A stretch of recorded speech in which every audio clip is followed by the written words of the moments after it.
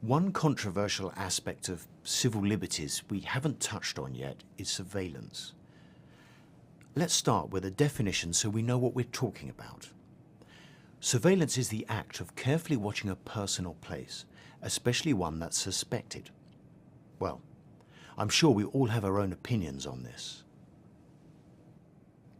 Civil liberties groups in most countries are concerned that we're becoming a so-called surveillance culture.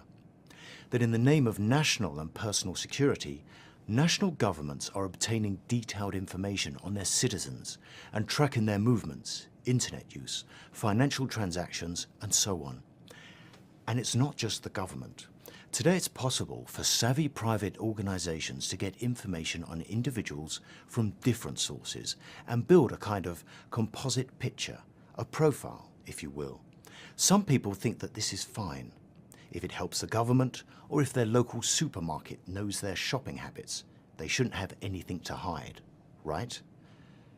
But most people don't like it. They feel they've become part of an Orwellian Big Brother culture, that it's a gross intrusion of privacy. Are they right?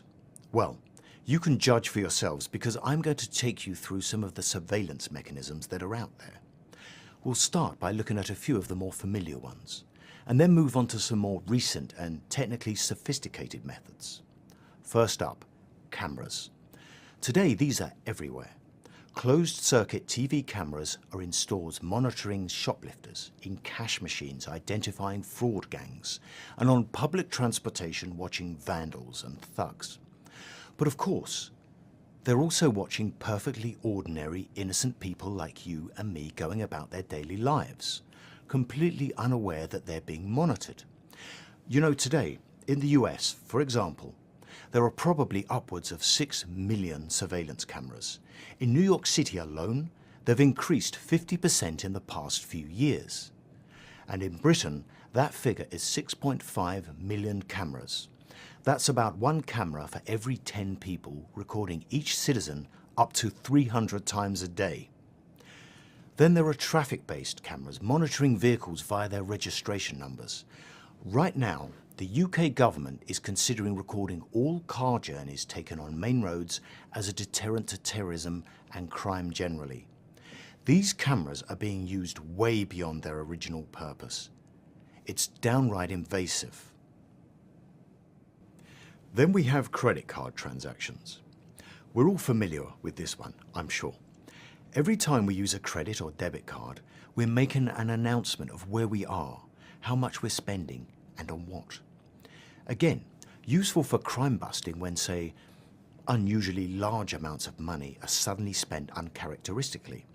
But do we really want people to know this stuff? Do we want just anyone having access to our financial records? Next up, biometric facial recognition, which uses computer programs to analyze images of human faces for identification purposes. And this is done by taking an image, say, from a photo or video frame, then measuring facial characteristics, like the distance between your eyes and the length of your nose, for instance. Then they create a template which the software can compare with another image, like of a person going through airport security. If there's a match, then, hey presto, that person gets pulled aside for questioning. They've got this system operating at a number of airports. It's also been used at major sporting events like the Olympics and the Super Bowl, where pictures were taken of every person entering the stadium and then compared against a database. Okay, let's look at a couple of more recent and sophisticated surveillance techniques: cell phone surveillance technology and drones. Now, the police using records of incoming and outgoing cell phone calls to solve crimes is pretty old news, right? But recently things have taken a more ominous turn in the form of cell phone surveillance technology. There is now a sophisticated portable spy device able to track cell phone signals inside vehicles, homes, and insulated buildings. These trackers act as fake cell phone towers, allowing police or other government investigators to pinpoint the location of a targeted cell phone by extracting email and other data from it. When a suspect makes a call, the device tricks the phone into sending its signal back to the police. which is okay if the user is a criminal. However, the device also extracts data off thousands of other cell phones in the area. Finally, there are drones. Now, drones are small, camera-equipped quadcopters, basically fancy mini helicopters. You now see them in a lot of places. They've become increasingly fashionable, and some people simply see them as extravagant toys. But, and it's a big but, these toys can also have a dark side to them. Already, drones are used in some airports to allow authorities to monitor events on the ground, deter crime, and identify offenders. And drone footage has been used to solve crimes, same as closed-circuit TV cameras.